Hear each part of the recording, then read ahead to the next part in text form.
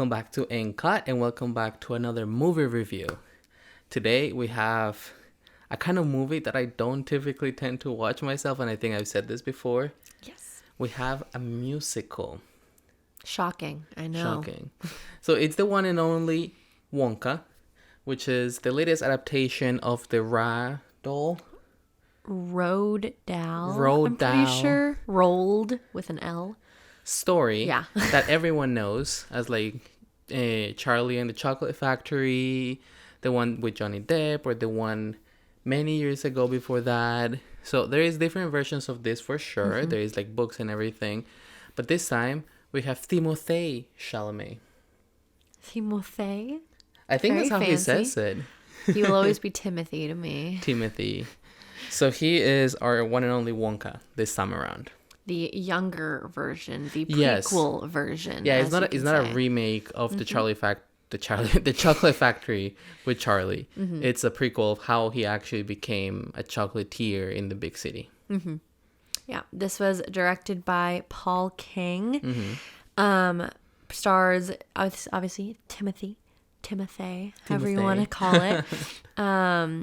And it had a budget of 125 million and made apparently 608.5 million at the box office, Which is over 3 times what the budget was, which is a Hollywood win. Oh yeah, definitely. Double is not. Triple is a good one. And this was also released back in December, so I don't know when they're gonna have it on streaming, if they've already decided. Yeah, but this is distributed by Warner Bros, so you can probably expect it on Max sooner or later. Yeah, I'll definitely expect that on Max. It's still in theaters. You can still find it every now and again. Really? In different, I didn't know I'm pretty that. sure. I feel like checking AMC's website, I saw a couple of listings for it, listings or whatever. Right, yeah. It doesn't look like it was nominated for any Oscars, Unfortunately. but Timothy was nominated for a Golden Globe for the performance. Now, I must say, we did reach out to the writer of the music for this musical, and he very kindly declined because he was too busy at the time, and said that we can obviously follow up in a later time for different projects. But thank you for that. Unfortunately, we're not going to be able to have him here. But, I mean, good for him. Because the music, I really liked it. It was beautiful. As a musical hater. Which, I mean, I think now at this point, I cannot even call myself a musical hater. Because the musicals that I've watched in the past 2 years, I've always said better than I thought. Yeah, I think with musicals you might think of it or associate it Disney. maybe more with Disney or with lowbrow comedy, like stuff that isn't full of plot. But the ones that we've seen are pretty fun. Like, I'm definitely against clicked with them. Disney musicals because it just feels like it puts me to bed, you know? But that was our childhood, so I cannot blame you for that. I mean, Lin-Manuel Miranda is the one that put me onto musicals with Hamilton and In the Heights. Yeah. So I can't really complain right now. Exactly. But so going back to what this story is about, I pulled up on IMDb here, kind of a brief storyline synopsis. So it says, Willy Wonka is the mastermind behind some of the most delicious and innovative chocolate creations the world has ever seen. But before shaking up the chocolate industry and making a name for himself as a confectionery genius, the ambitious young creator had to defy all odds. As a result, Willy transformed his wildest dreams into reality with a bold vision, determination, and unexpected help from new friends. After all, hard work and a dash of magic can make anything happen because, as Willy already knows, it only takes a dream to make a difference. Now, this movie, why it was difficult for him to get into the chocolate business itself is because there was like a gang system happening. A gang system.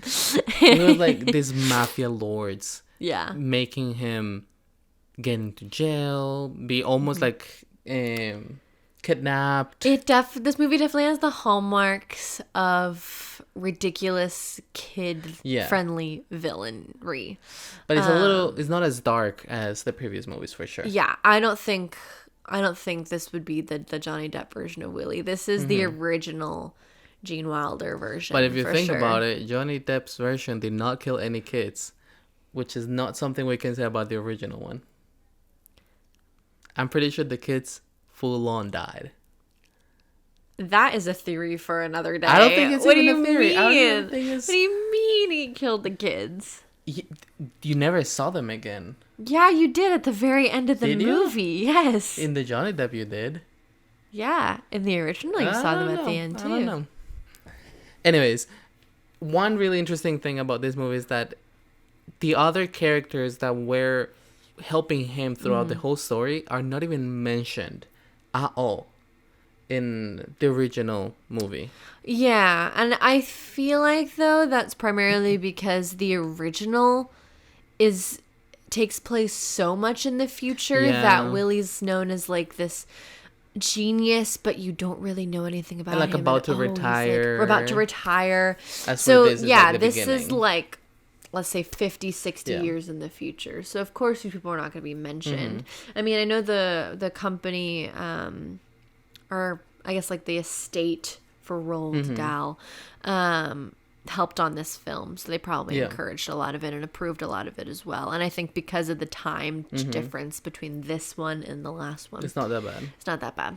One of my favorite pieces, and I think this comes to no surprise, is the Oompa Loompas, because you actually get to see how the Oompa Loompas came to work with Wonka, and even though it's just through one specific one guy, but then he brought on more. As we can see later on in his life, there's some fun lore, very fun. There really is. I mean, I think it's a movie that you enjoy a lot more if you've seen the original one or the Johnny Depp, like either or. I didn't see the original one till a couple years ago. I grew up with the Johnny Depp version, but either version that you watch, this movie is much better if you've seen one of those. Yeah, definitely.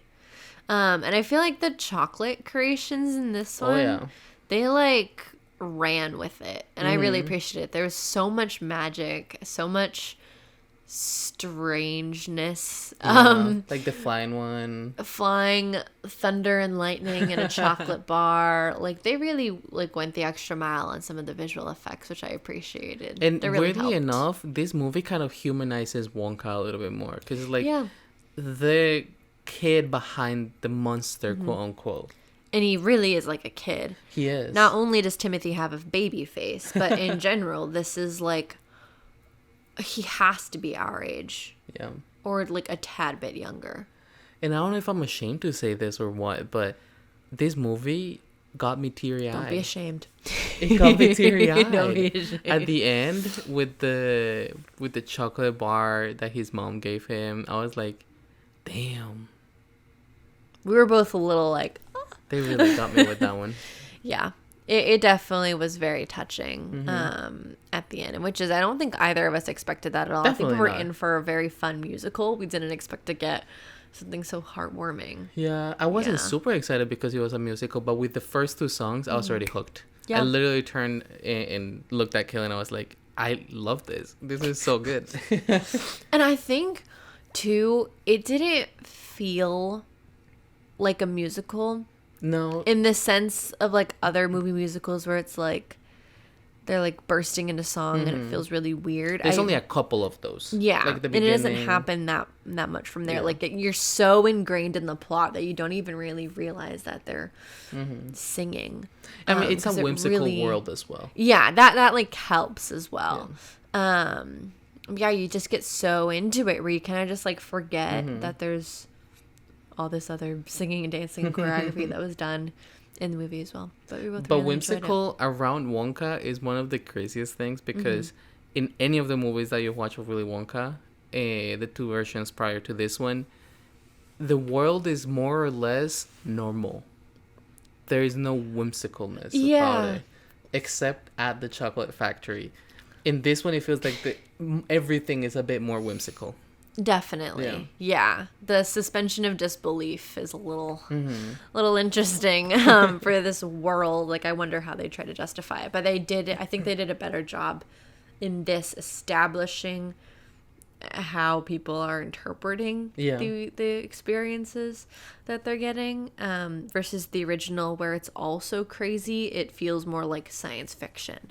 Yeah, and it also feels like in those movies, the crazy chocolates are just within the factory, and like being and from experimented the with. man. Like he invented all this himself. Whereas in this prequel, Willy is like, oh yeah, like I found this bean from this tropical island where the Oompa Loompas live, and that's how I discovered X, Y, and Z. Like there's clearly more of world building. But also going back to here. the originals, the only bars that people are buying and the famous bars that people are buying are just normal chocolate, just regular chocolate. Nothing that makes you fly. Nothing crazy. Now I need like an in-between movie. Because we get all this whimsicalness, and then we get all this depression. It takes me back a little bit to Hunger Games. What do you mean? We get all of these college boys snow, and then these men about to die snow. But what happened to the in-between snow, you know? That is an analogy that I never saw. A comparison I never saw coming, that's for sure. Anyways, should we go into some reviews? Let's do it. Gotta say, I'm a little disappointed. People didn't like it? No.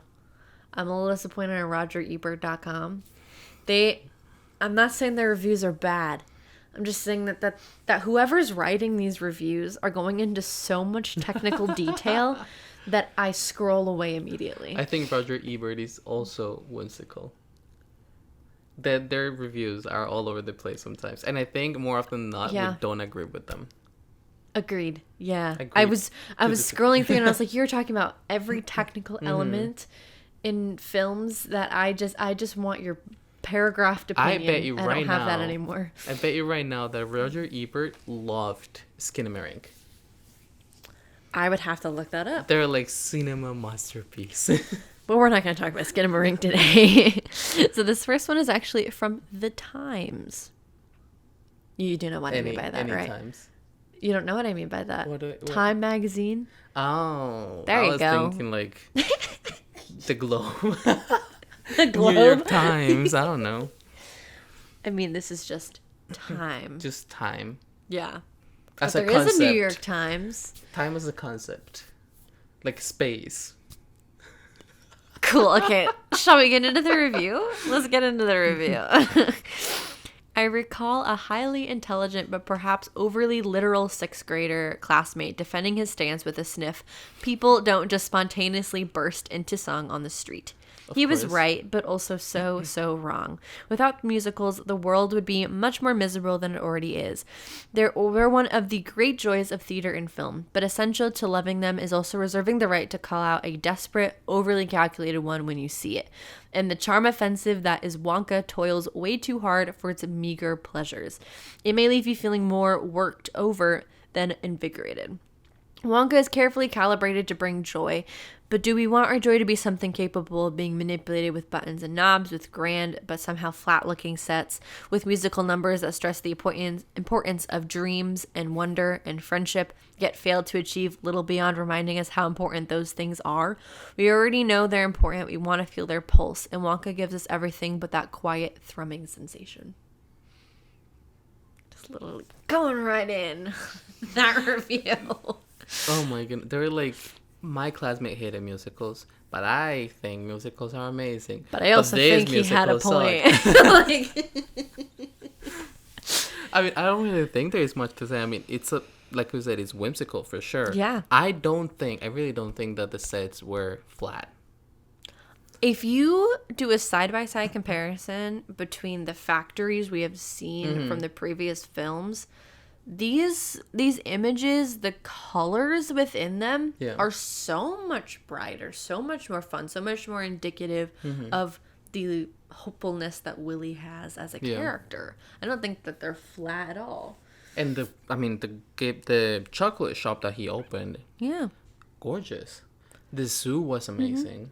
And I don't think there's anything wrong with stressing the importance of dream, wonder, and friendship. I don't feel that. I don't feel like I was punched in the face with it. Yeah, I don't think so either. Yeah. I think this was just like a journey to see the man become the If anything, at the beginning, he was ready to just leave them.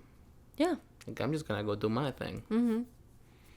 So I don't know. I don't see what you see. This movie has a little bit more of a Frankenstein genius happening, What do you mean? To leave the laundry room, he literally came up with this amazing machine to do the work for him. So I think there is a little bit more of like Wonka is actually a genius going on in this one. Than others where it might just be like, oh, he's just A actually chocolatier. crazy. Well, in the other ones, it's like he's an amazing chocolatier. In this one, it's more like he's kind of like a mechanic and He's like an amazing all engineer. around. Yeah. Yeah. This next one's from rollingstone.com.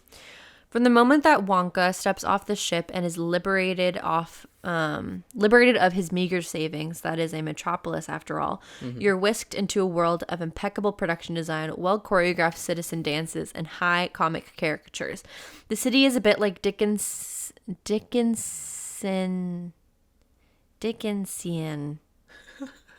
It's not even a word. Dickensian. As in Dickens. Like Emily Dickinson. Okay. Or Dickens, like Charles Dickens. Yes, I think it's Charles Dickens. Isn't this a lot of Dickens people? No, isn't Charles Dickens the Unfortunate Events guy? No. Okay, whatever. Continue. Wait, hold on. No, continue. I'll Google Pause. it. I'll Google no, it. Charles Dickens. Oh my watch. goodness. This is gonna be the guy who wrote about About Christmas what? Carol. Oh, that's true. We literally just saw this in whatchamacallit, Doctor Who. Wow, we just publicly admitted that we're watching Doctor Who. Anyways, let's get back to the review, shall we? Okay.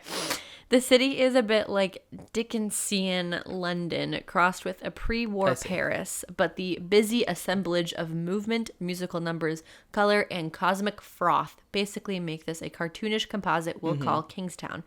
Chalamet started off as a bona fide theater kid, and it's that bit of backstory that keeps coming to mind when you watch Wonka. Mostly because the chops he would have honed around that time would have come mighty handy here if they were somehow able to translate to the screen. And yet, despite having a nice enough voice, a lightness on his feet, and solid comedic timing, he somehow seems completely wrong for this part. There's little to no Wonka in his Wonka. There really doesn't seem to be much of anybody up there, oddly enough. Whoa. It isn't that we wanted the ghost of Gene Wilder to somehow be channeled through his performance. Chalamet has big IP shoes to fill just being there, so he wisely steers clear of the wilder side of things. You get it? Not to mention that the movie is busy enough on its own, which may be meant underplaying the craziness simply for contrast. That is a sentence. But having a void where lead character should be, even if it's just a fictional chocolatier that's captivated the hearts of millions of readers and moviegoers, as he simultaneously scared them. Look how coldly he handled that Augustus situation. Isn't the solution either. You're thankful that King injects a sense of kindness, a kookiness, and the care to make this something besides leftover doll parts. Yet you wish that Chalamet was bringing anything to what too often feels like character karaoke. He's not bad, just blank, which is enough to make you feel like Wonka is over long before it's actually over. Let's just say the gobstopping is anything but everlasting here. Oh my goodness, people are really just going at it. At the beginning, I mean, one thing that was crazy is how Times was like sets, awful, am I right? And then this one was like production design. That was crazy good, right? But like Chalamet, what the hell? No, I think with this movie, one thing that really goes into play is people's childhoods. Yeah. Because this is two different generations. I think I would say millennials grew up with the original one. Then Gen Z grew up with even then Johnny Depp. I feel like millennials would have also connected with Johnny Depp's version. No, for sure, but it's like it came out closer to that. And then Gen Z grew up more or less with Johnny Depp. Because it was on Disney. So now we're a little bit older and people are like, hold up. Let's not make a new one. Why are you touching this masterpiece? He's not Johnny Depp. What are you doing? Yeah. So I think there is a lot of that in this movie where people are not wanting to see it for what it is, but for what their version was. Yeah. And I think it's just really unfortunate because I think if you look at it as a musical prequel, standalone even, I think there's a lot of value in there, and there's a lot of value in Chalamet's performance here. I want to see what a Gen Xer has to say. No, not Gen Xer. Gen Alpha has to say about this movie. You know? Because they would kind of be seeing kind of like this. a first introduction, or there is no what's it called? Prior biases or anything exactly. like that. Yeah, I get that. I think when you're dealing with a character that has been around for a long time, making new adaptations that are gonna that you're trying to make just as like beloved as the first one is very challenging. But personally, I still think this was really good, and I didn't even think to compare it much to either Johnny Depp or Gene Wilder, because this was definitely supposed to be something that was separate from them, because again, there is this huge time gap in here, and even if there's a prequel and he's supposed to be one of them, I still don't want to compare it to it, because again, the time difference, and I don't know, it just feels like a different movie that may or may not connect, and that's fine. It breathes new life into it, because I feel like the Gene Wilder one, like with like the cast and the effects, it is an older movie now. Oh yeah. So watching it and having a kid connect with it is going to be so much more different than a kid connecting with Wonka, where it's bright, flashy, things happening all the time, visual effects happening all the time. Like, you keep their attention span. So I think this honestly fits this next generation of potential Wonka lovers versus the other versions, and I don't think it's fair to compare it. And I think this movie is easily going to become an all-time classic for the upcoming generation. Because it's easy to judge it when we're 20-something-year-olds that already have our quote-unquote classics, and we don't let anything touch that little bubble. But do you consider Bluey a classic childhood staple? No, because it's not yours. But kids nowadays definitely will say, Bluey, hell yeah. I grew up with that. So I think this might be one of those cases, because we all have a Wonka. It's hard to say. But we're not Gen Alpha. Yeah. So we won't know for sure. Well, how many clapping boards out of 5? I'm giving this a solid 4. 4? Okay. I'm going to go 4.6. Why the 0.6 and not 0.7? I actually was thinking 0.7, but I'm going to stick with 0.6. Okay. I'm going to stick right there. But I'm really surprised that I'm giving it a 0.6. It's just that from the get-go, it really had me, like I said. And then I left the movie theater still feeling like I could have had more movie. So no complaints really over here. And I'll really literally rewatch it tomorrow. The moment that it's on streaming services, we'll be right like, there. put it in the background kind of deal, you know? I mean, this movie, if you have not seen it, I think it's still in theaters. And if it isn't, you're going to probably get it on Max soon enough. Definitely. Yeah. Well, thank you so much for being here one more time. You can follow our Instagram as @AndCut the Podcast. You can follow us on YouTube if you want to watch this podcast recording and there, as well as some vlogs and some other fun stuff as That Film Couple. On TikTok, we're also doing a lot of good stuff right now, doing movie reviews of new movies, movie reviews of older movies. We're doing extra content. There's a lot of good stuff in there, and short clips of podcast episodes and whatnot. That's also That Film Couple on TikTok. You can follow us on Twitch, where we've streamed twice, but I promise you we'll get there again. We're doing a lot, okay? Yeah. As Sebas Parra 1K. You can follow me on Instagram as sebi.mp4. And you can follow me at caitlin.mp4. Thank you so much for being here one more time. Oh, by the way, if you're watching this on YouTube, you can also find us on streaming platforms like podcasts and Spotify and whatnot as @AndCut!! But yeah, thank you so much for being here one more time, and we'll see you in the next one. And cut.